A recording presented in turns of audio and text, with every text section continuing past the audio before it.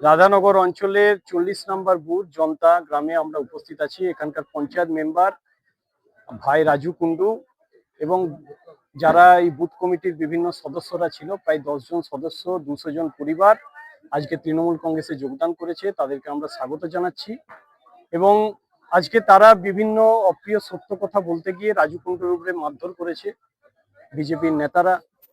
আজকে সে বলতে গেছিল যে বাংলার কেন বঞ্চনা হচ্ছে, বাংলার কেন 100 দিনের কাজ বন্ধ হচ্ছে, বাংলার সারা বছরে যারা জনপ্রতিনিধি বিজেপি তারা কেন বিপদে আপদে মানুষের পাশে দাঁড়ায় না।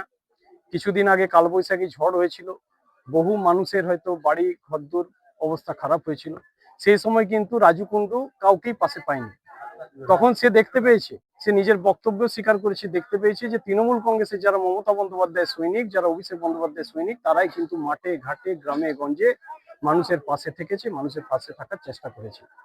তো আজকে যারা শুধুমাত্র মানুষকে ভুল বুঝিয়ে জনপ্রতিনিধি হয়ে মানুষের দায়বদ্ধতা পালন করে না, যারা নিজেদের আখের গোছাতে ব্যস্ত, যারা নিজেদের জীবনের উন্নতি করতে ব্যস্ত, তাদের পাশে প্রতিবাদ জানিয়ে, ধিক্কার জানিয়ে আজকে রাজু কুন্ডুর মতো মানুষরা আজকে মানুষের জন্য কাজ করার জন্য মমতা বন্দ্যোপাধ্যায়ের হাত ধরার চেষ্টা করেছে এবং অভিষেক বন্দ্যোপাধ্যায়ের নেতৃত্বে আগামী দিনে তৃণমূল কংগ্রেস করার তারা অঙ্গীকার করছে। কয়েকদিন বাদেই বিধানসভা নির্বাচন, কতটা শক্তিশালী হলো এই যোগদান? এই জনতা গ্রামে এইটুকু বলতে পারি, বিজেপির ঝান্ডা ধরার একটি লোকও থাকবে না এবং এই জনতা গ্রামে আমরা ব্যাপক ভোটে লিড দেবো এবং বিষ্ণুপুর বিধানসভার মধ্যে এই জনতা গ্রামের বুথ হাইয়েস্ট ভোটে জিতবে, এইটুকু বলতে পারি।